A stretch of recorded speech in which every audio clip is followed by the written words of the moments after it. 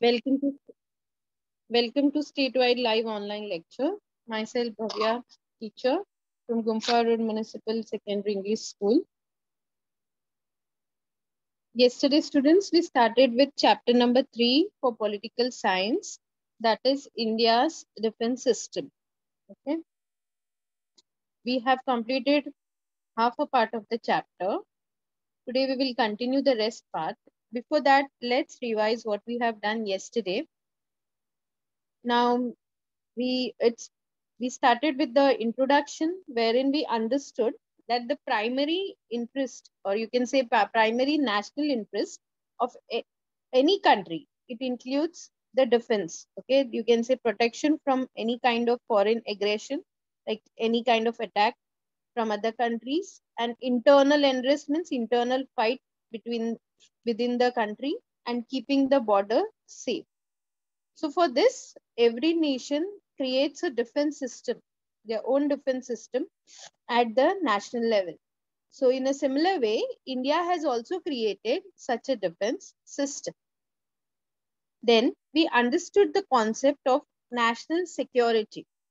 Under national security, we understood that the international system is made up of sovereign nations. So all the nations at the international system, they cooperate with each other.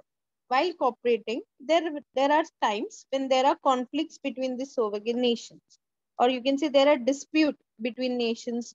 It may be due to boundaries issues, or it may be due to water sharing issue, or it may be not following the term of international treaties, or constantly competing, having competition with each other, influx of refugees from neighboring countries. So whenever such a conflict arises between nations, so it has to be solved, okay, by negotiation and compromises. But when such efforts, when such compromises, discussions, negotiations does not solve the problems or solve the issue, a nation may even think of a war. So when one nation attacks another and challenges the sovereignty of the latter, it endangers, you can say, puts in danger the security of the nation. So such challenges are created due to the military power of the aggressive nation, or the nation which has a readiness to attack. So in this situation, the nation's first duty and responsibility is to keep the security system, or you can say defense system of the country, well prepared, well updated, well trained and ready. And this is known as national security. Then we also understood what are the ways to safeguard, or national security, like what are the ways to protect against possible danger, which will put into danger our national security, that is, you can say, the safety of our nation. So we understood, under this we understood the points that which says that national security is closely related with geography, because national security is more likely to be endangered by nations which are geographically closer, or you can say neighboring countries. So a nation must check out the danger to its geographical boundaries and the source of that threat as well, source of that danger. Another thing is, in order to keep this danger or threat away, the nation has to increase, or nation has to keep its military power intact. The nation has to use modern technology to predict the threat, or to predict the danger which is going to happen to their danger in future, which is going to happen to their nation. So the nation must use modern technology for it and build a good weapon system to fight against it, and modernize and update the defense forces as well. Sometimes it happens that taking when solving conflicts, some nations, they take a source of war in order to safeguard the national security, but that brings the internal peace into danger. So some nations, they try to get the support of other nations to manage the threat to their national security. So these were the points under ways to safeguard national security. We also understood about India's security system. which includes the army, the navy, the air force, okay, wherein the responsibility of protecting the geographical boundaries is on the boundary, and the navy protects the coastline, wherein the air force is in charge of protecting the India's airspace. Okay. And this all three defense forces, they are under the control of Ministry of Defense. And the Indian Army is very big. It's the world's seventh largest one. And the chief of the army is known as general. The chief of navy is known as admiral, while the chief of air force is known as air chief marshal. And these three chiefs are appointed by the president of the country. And the president of our country, that is India, is the supreme commander of the defense forces. Any decision cannot be taken with the it may be regarding war or peace. It has to be in consent with the president. It cannot be taken without the permission of the president. And there are many measures which are taken to modernize, you can say, the India's security system. So for this reason, some research institutes and some training institutes have also been started to train the personnel of to train the personnel of all ranks of our defense forces, so that they can perform their task competently. Then we moved on to paramilitary force. Under paramilitary force, we understood that there are paramilitary forces as well to help the defense forces in India. They are neither completely military or completely civil force. They are organized like an army and they perform either civil or military function in a country. Their main task is to help the defense forces. Now, these paramilitary forces, they are basically responsible for securing locations like railway station, oil depots, water reserves. Similarly, you can say they play a role in management of disaster. Disaster means a sudden calamitous event, which brings great destruction. Everything is destroyed, whereas it is bifurcated into natural and man-made disaster. Natural disaster like flood, tsunami, storm, earthquake. Okay, man-made disaster can be global warming, the terrorism, Bhopal gas tragedy, groundwater contamination. The responsibility of protecting the country's international border, like our country shares land borders with 7 other countries like Bhutan, Bangladesh, China, Afghanistan, Myanmar, Nepal, Pakistan. So this protecting the country's international border during peacetime is also the responsibility or also the task of paramilitary force. The Border Security Force, that is BSF, in short we can say BSF. So it creates a sense of security. Security to whom? To the people who basically live near areas near the border, and they prevent smuggling. They keep a watch over the border. Coast Guard, they protect India's oceanic border. They carry out tasks like protecting the fishing occupation within Indian maritime border. They prevent smuggling along sea routes. Then the Central Reserve Police Force, that is CRPF, they help in management in various states, administration in various states, as well as to maintain law and order in a country. Then RAF, that is Rapid Action Force, they perf- they in any crisis they come in a minimal time, and they bring people's life to normalcy, and by moving quickly in incident in threats to national security like terrorist attack or bomb blast or riots. Then the National Cadet Corps, that is NCC, it is basically established with the main purpose of inculcating among students the love of discipline and military training. Boy and girl students from schools and colleges, they can join NCC, that is National Cadet Corps. So this is what we covered yesterday, students. Now we will continue with the further part of the chapter, the Home Guards. Now this organization, it was established in the pre-independence period. Pre-independence means before independence.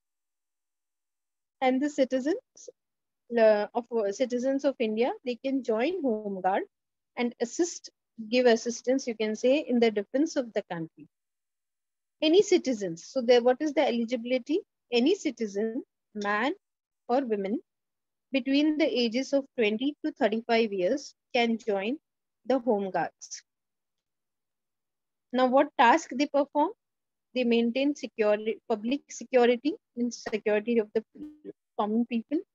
The supply of milk, water, and other essential means necessary services during riots or strikes, or to regulate traffic. Regulate means to control traffic.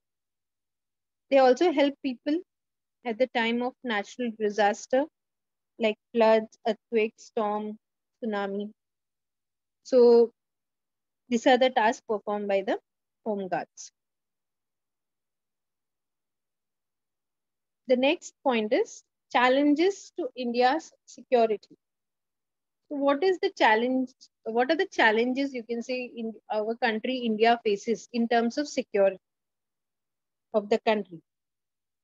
So right from the time of independence, Pakistan and China have tried to threaten, like you can say, put in danger India's national security.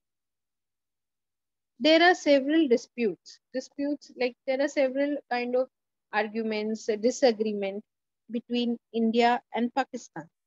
So it may be the main reason, as we know, it's the Kashmir issue, which started after 1947, as both India and Pakistan, you can see here, they claimed whole of princely state of Jammu and Kashmir. Then we also have dispute with Pakistan in terms of river water sharing. Now, river water sharing, it's like Indus, Indus Treaty, wherein Pakistan have access to river like Jhelum, Chenab, and Indus, and India had access to these, Sutlej, and Ravi. So this is the Indus Treaty. And from Pakistan to China, India could be entangled in water dispute with both Beijing and Islamabad. India has accused China by as they rapidly building dams in Tibet, while Pakistan has been raising Indus water dispute for decades now. And there is a next problem we have between India and Pakistan is the problem of infiltration. Now, infiltration is basically when someone enters to a place, especially in order to acquire secret information. So that problem is also there between India and Pakistan. Even there is a dispute over the border issue between India and Pakistan. And India has continuously, you can see, India has continuously tried to solve these issues. Issues between India and whatever issues with Pakistan, India is continuously trying to solve this issue with quite a number of discussions and negotiations.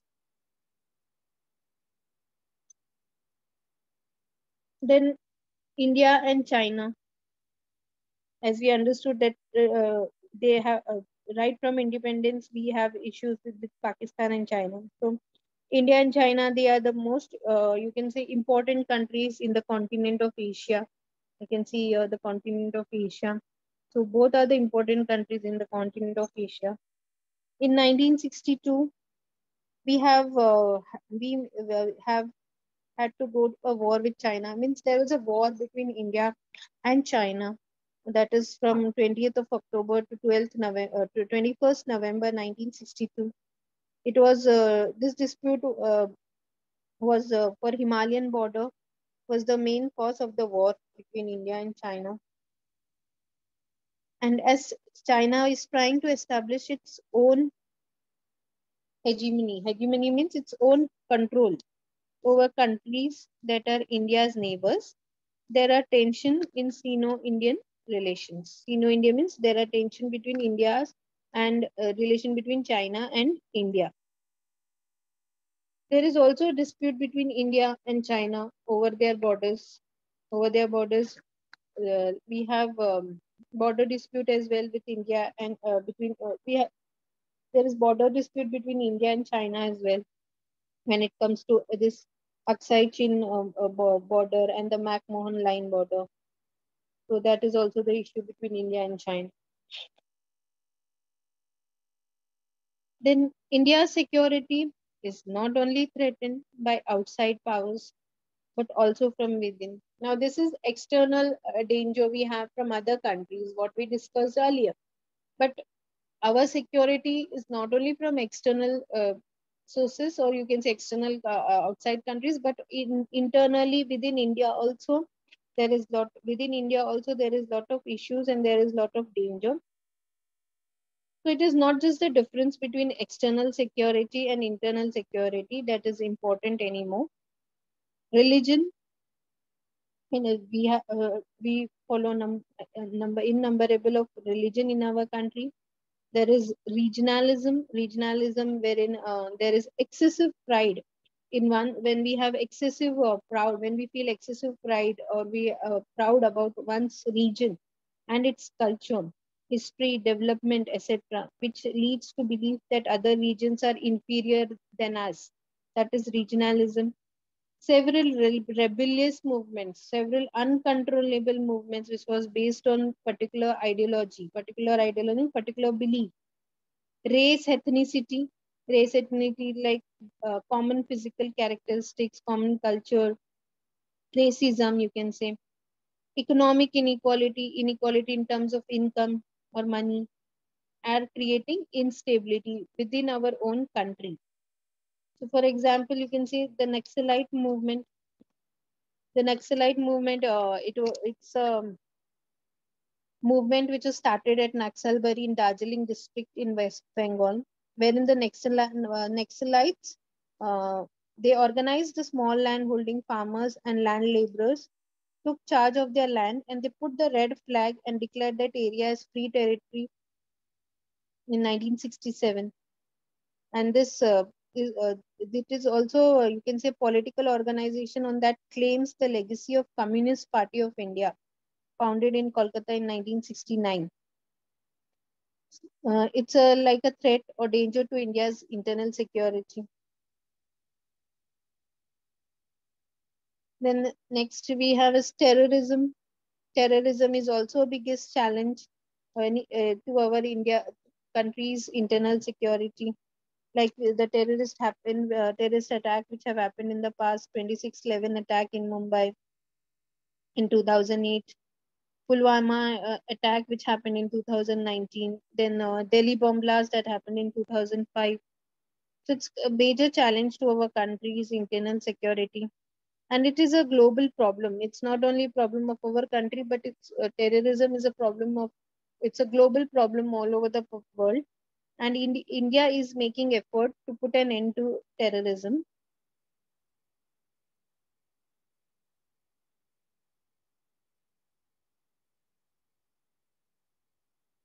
Then the next point we have is human security. Now, this what is human security? Students, security is basically, you can say, it is concerned with safeguarding and expanding people's vital freedom. So, in the post Cold War period means Cold War was from 1945 to 1991. Post Cold War means after Cold War, after 1991, the concept of national security changed and became broader. National security, we have already understood the concept of national security previously. So after the Cold War, the concept of national security changed and it became more, it became broader. And it is not just the security of our country, but the security of the people living in it, because security, that is like protecting from any kind of attack or danger, is ultimately for the people of the country. Hence, you can say human security, it refers to human centric. Human centric means uh, devotion, or you can say devotion to human welfare, thinking about only human welfare. So it refers to human security, refers to human centric thinking when we think about welfare of human beings. In human security, it is expected that human beings should be protected from all sorts of danger. So in when it comes to human security, it is expected that all human beings should be, or all the human beings should be protected from in all sorts of danger, and they should be given the opportunities of education, health, and development.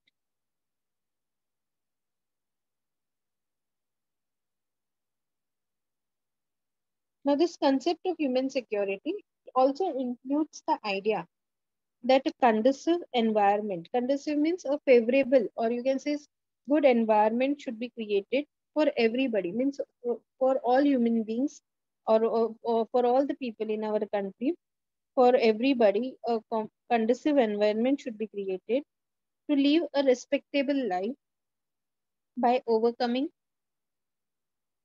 illiteracy, means many people who are unable to read and write, that should be the problem of illiteracy should be reduced or removed, or the poverty, superstition wherein the people have a belief that cannot be explained by any kind of reason or science, backwardness, etc.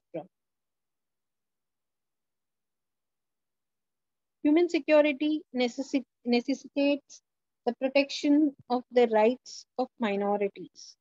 Now, for minorities, like the religious group which comes under like religion, Muslim, Sikh, Christian, Buddhist, Jain, Parsi are minorities.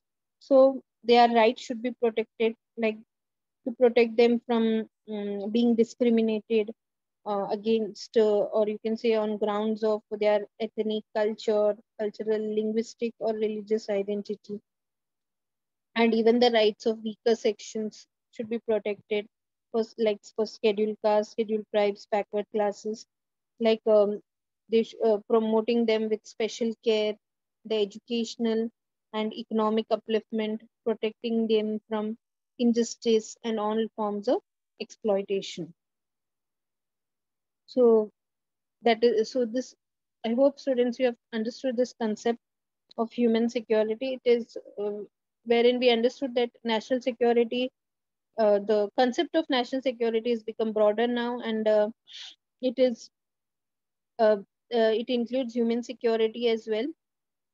And human security, it basically refers to human centric thinking, and it is expected that human beings should be protected from any kind of danger, and the opportunities should be given to them in terms of education, health, and development. Even there should be a conducive atmosphere, a favorable environment that should be created for human beings to, so that they can live a respectable life, and the problems which we have in our society, that should be reduced or overcome, like illiteracy, poverty, superstition, backwardness. And it also should necessitate, we should also the protection of rights of minorities and weaker sections. The next point we will understand, that is challenges to human security. Like what are the challenges human security faces, or what are the difficulties that human security faces? The first point here is the biggest challenge to human security is that of terrorism. Okay, any kind of terrorist attack is a biggest challenge to the security of uh, human security. It's a threat to human beings, you can say. So any terrorist attack that has happened, like Jaipur blast 2008, Mumbai train bombing 2006, Bombay blast 1993, it does not uh, uh, bring any kind of happiness. It is just that it creates fear in the mind of the people, uh, citizens of our country. The people start feeling that they are insecure, they are not safe. So, and terrorism, it targets common and innocent people, okay, who are not to be the blame for anything. and it aims at creating terror. Okay, you can say terror or fear in their minds, and they so that they begin to feel that they are insecure, they are not safe in the country. So thus, in order to protect human security, it is necessary to put an end to terrorism. So this is one of the challenge which is faced by human security. The next challenge is pollution and other changes in environment.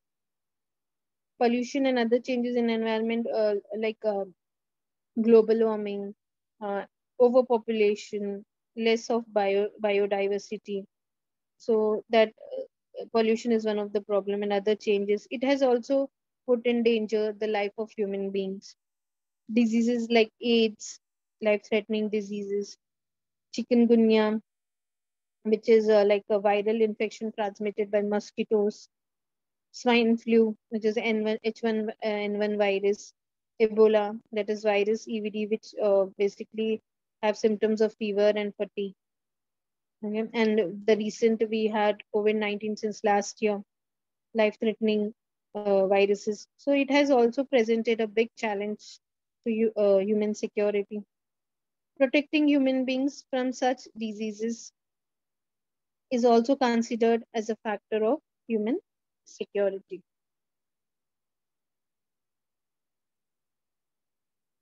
Now, there is one box that is given on page number 75 of your textbook, students, which says, what do you think?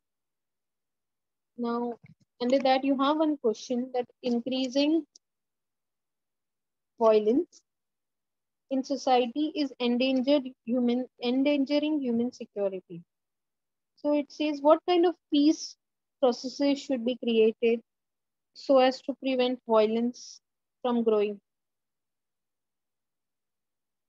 So there is the question that is asked, that is there is a lot of violence that is going on increasing in society, and it just puts human beings into danger. So what kind of peace process should be created? So for that you can answer that all sections of our society should adopt an attitude of tolerance and respect the divergent opinion. Means the opinions coming from different people that should be respected and tolerated. They should sit together. Means whatever issue is in there is, happens, or any kind of problem, so people should sit together. When any kind of dispute or disagreement arises, they should discuss the dispute in totality, and they should arrive at a compromise and resolve the dispute rather than just fighting on it. Political parties, they should not try to take advantage of such issues, as it just puts into danger the social harmony, the peace in the society. Civil society organization should be involved in resolving contentious means likely to cause any kind of argument, that kind of issues, as they do not seek to derive any advantage. Peace process should take place more. create Many people should take initiative to bring peace rather than fighting or bringing up or fighting and bringing about violence in the society. Peace process should take place in an atmosphere of mutual trust, open mind, and without any preconceived notions, like an opinion which is formed beforehand without adequate evidence. So, please, basically, the atmosphere should be in such atmosphere should be created that there is peace and there are people open-mindedly speaking rather than fighting, or rather than uh, having dispute with each other. So students, in this chapter, you can say we have studied about India's defense system. We have also tried to understand the change in the concept of security, that is from national security to human security. Now, what are the points you should remember in this particular chapter? Let's summarize it. The first one here is the reason for conflict among nations. So what is the reason for conflict among different nations? Few reasons. It is like over boundary, over the issues are over boundaries, over water sharing, not following terms of international treaties, that is agreements, constant competition or competing with each other, influx of refugees from neighboring countries. So these are the few reasons. Then, what are the components of India's security system? They, it is Army, Navy, and Air Force. Then the responsibility of Army, Navy, and Air Force. Army is to protect the geographical boundaries, Navy to protect the coastline, Air Force to protect the India's airspace. Then the ministry that controls all the three forces, that is Ministry of Defense. Chief of Indian Army, it's General. Chief of Indian Navy, it's Admiral. Chief of Air Force is known as Air Chief Marshal. Supreme Commander of the Defense Forces is the President of India. Training institutes for personal defense, personnel of defense forces. That's National Defense Academy, NDA at Pune, National Defense College, NDC at Delhi. Then, what are the functions of the paramilitary forces? It is first one is to help the defense forces of India. Second is they are responsible for security of location like railway station, oil depots, and water reserves. Third point is they are also responsible for management of disasters, whether it be man-made disaster or natural disaster. Fourth point is to protect the country's international border during peacetime. Then what are the examples of paramilitary forces? It is Border Security Force, Coast Guard, Central Reserve Police Force, Rapid Action Force. What is the function of Border Security Force? It is to creating a sense of security in the minds of people living near the border, preventing smuggling, patrolling the border. Then function of Coast Guard is to protect India's oceanic borders, then to protect the fishing occupation within Indian maritime borders, preventing smuggling along sea routes. Then next is function of Central Reserve Police Force, CRPF, is to help the administration in various states to maintain law and order. Then function of Rapid Action Force is to bring people lives to normalcy by moving in quickly in incidents of threat to national security such as bomb blast or riots. Then function of National Cadet Corps, that is NCC, is to instill among students the love of discipline and military training. Then what is the task of Home Guard? It is to maintain public security, supply milk, water, and other essential services during the riots or strikes, regulate traffic, help people during natural disaster like floods, earthquakes, etc. Then, what are the reasons for disputes between India and Pakistan? The few reasons are Kashmir issue, dispute over water sharing, river water sharing, problem of infiltration, dispute over the borders. Then Sino-Indian War happened in 1962, that is war between India and China. Then what are the factors that are a threat to India's internal security? It is communalism, regionalism, rebel movements based on ideology, race, ethnicity, and economic inequality, terrorism. Then, what is the biggest challenge to human security? It's terrorism. Diseases from which human beings have, need to be protected. It's AIDS, chikungunya, swine flu, Ebola. Let's move on to the evaluation part, wherein question number one, it is wherein to choose the correct option and you have to rewrite the complete answer. The first one here is the Indian Army is the world's dash largest army. So the options are second, fifth, seventh, and third. Okay. So correct answer is option C, seven.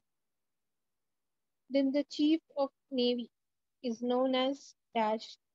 Options are Admiral, General, Marshal, Brigadier. The correct answer is Admiral. So you will write the full statement, that is the Chief of Navy is known as Admiral, and underline Admiral. Then the National Defense Academy is at dash. Options are Pune, Dehradun, Mumbai, Delhi. The correct answer is Pune, option A. Then dash are neither completely military force nor completely civil force. Options are A, border security force, paramilitary forces, coast guards, home guards. Correct option is B, military forces, paramilitary forces. Then next is the biggest challenge to human security is that of dash. Options are pollution, B, terrorism, C, natural calamities, D, corruption. The correct answer is terrorism. Then next is question, state whether the following statements are true or false with reasons.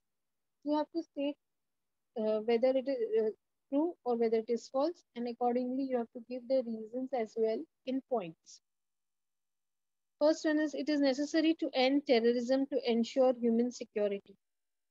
The answer is true, because the biggest challenge to human security is that of terrorism. Terrorism, it just targets common and innocent people. It aims at creating terror or fear in their minds so that they begin to feel insecure. Thus, in order to protect human security, it is necessary to put an end to terrorism. The next one is, Naxalite movement is a threat to India's internal security.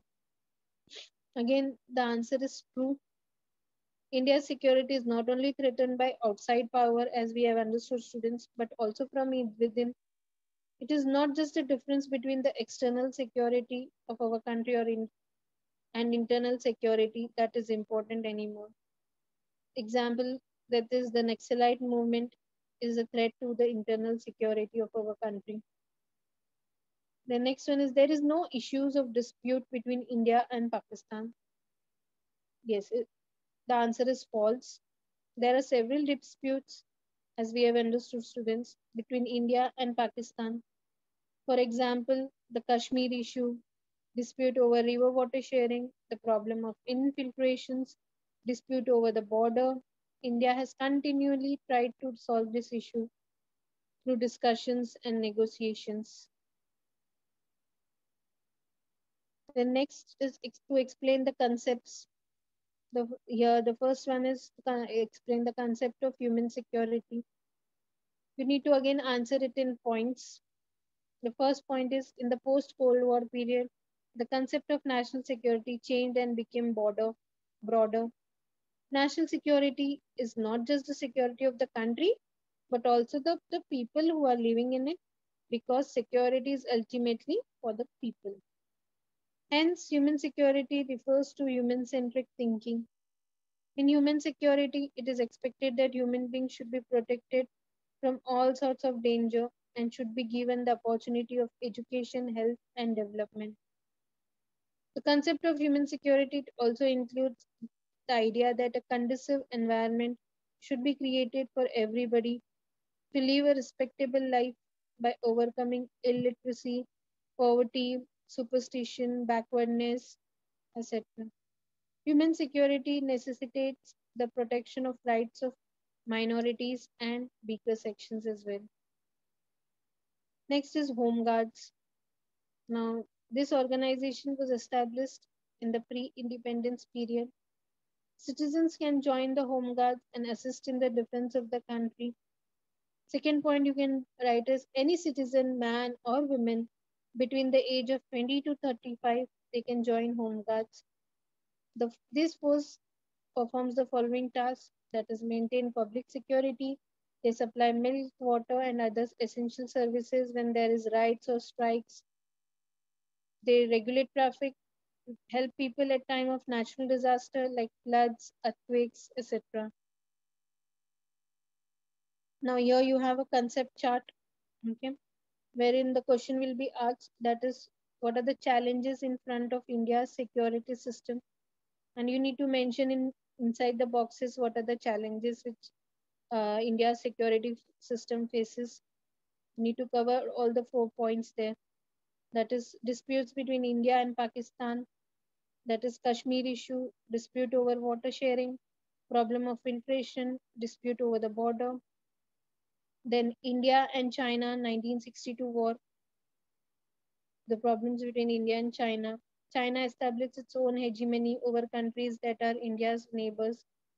A dispute between India and China over their borders.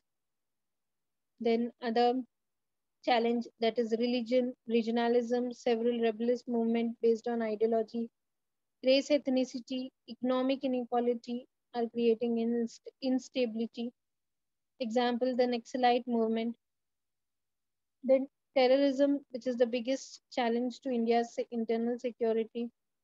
It's a big global problem, and India is continuously making effort to end terrorism.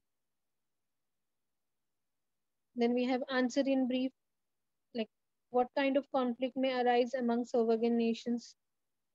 So there are dispute among nations over the boundaries, or sometimes conflicts emerge among them over water sharing. Some other reasons for the conflict are like not following the terms of international treaties, constantly competing against each other, influx of refugees from neighboring countries. Then, how do environmental issues threaten human security? Pollution and other changes in the environment have threatened human life, as we know. Diseases like AIDS, chikungunya, swine flu, and Ebola have presented a big challenge to human security. Protecting human beings from such diseases is also considered as a factor of human security. The next, what measures have been taken to modernize India's security system? So the points are many measures have been taken so that all three defense forces in India's security system are adequately modernized. So for this, some research institutions have also been set up. Many training institutes have been set up in our country to train the personnel of all rank of our defense forces so that they can perform their tasks in a competent way. For example, the National Defense Academy at Pune, NDA, and the National Defense College at Delhi. Then next we have is one passage, that is to read the passage and answer the following question. That is also given in your textbook and in page number 73 of your textbook. There is a passage given and you need to answer the question related to it. So the passage is every nation should try to resolve international conflict peacefully and by means of negotiation. For that, the dialogue and exchange between nations should increase. The more the interdependence between nations, more will be peace and security be strengthened. Because of this, different platform and medium will be available for discussion and negotiation for the purpose of increasing international cooperation. Nations will try to avoid wars out of fear of economic losses.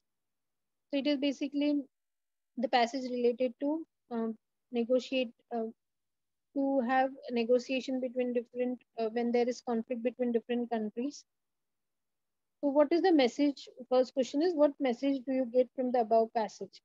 It is basically the message is every nation should try to resolve international conflict peacefully rather than taking a means of war or any other rights or any other thing. Conflict peacefully and by means of negotiations. Then how will the dialogue between nations increase? Dialogues and exchange between nations on different platforms and mediums takes place. So discussion and negotiation for increasing international cooperation should be made. Next is, what is the relationship between economic losses and war? So, as we understand, students, whenever war happens, there is destruction and it leads to economic loss of the countries which participated in the war as well as which did not participate. So, you can say that the wars cause economic losses. The First and Second World War had caused enormous destruction and economic losses. Nations try to avoid wars out of fear of economic losses. Then you have few questions which is asked here. The first one is what like two sides of international system. So two sides is that the sovereign nation within the international system they cooperate with each other due to mutual dependence. They indulge in conflicts with other nations to protect their national interest. The next question is state the reasons of conflicts among the sovereign nations. So you need to mention the reasons in points. What are the reasons for conflict? As we have discussed earlier also, the first point is there are dispute between nations over boundaries. Second point can be sometimes conflict emerge over water sharing. Third point is if a particular nation is not following the terms of international treaties. Then fourth point, some nations are constantly competing against each other, so that is also a reason. Then fifth point is the influx of refugees from neighboring countries also leads to conflicts. The next question is how are the conflicts among the sovereign nations resolved? So you can answer the point as whenever a conflict of interest arises between nations, it is sought to be resolved by compromises and discussions. However, when negotiation cannot solve the conflict or cannot resolve the conflict, a nation may even think of resorting to war. Then fourth question, why is the President of India regarded as a supreme commander of the defense forces? So again, you have to answer in points as in a democracy, civil leadership is considered superior to military leadership. So the President of India represents the civil authority of our country. He appoints the Chief of Army, Navy, and Air Force. The defense forces cannot take any decision about war or peace without the consent of the President. Therefore, the President of India is regarded as the supreme commander of the defense forces. Then fifth one is what are the steps taken to modernize the security system in India? So you can mention many measures are taken to modernize all three defense forces that is Army, Navy, Air Force in Indian security system. To modernize the security system, research institutions like Defense Research Development Organization DRDO, Indian Space Research Organization ISRO, and Atomic Energy Commission have been set up. India has developed nuclear missiles like Prithvi, Agni, Akash, and Nag.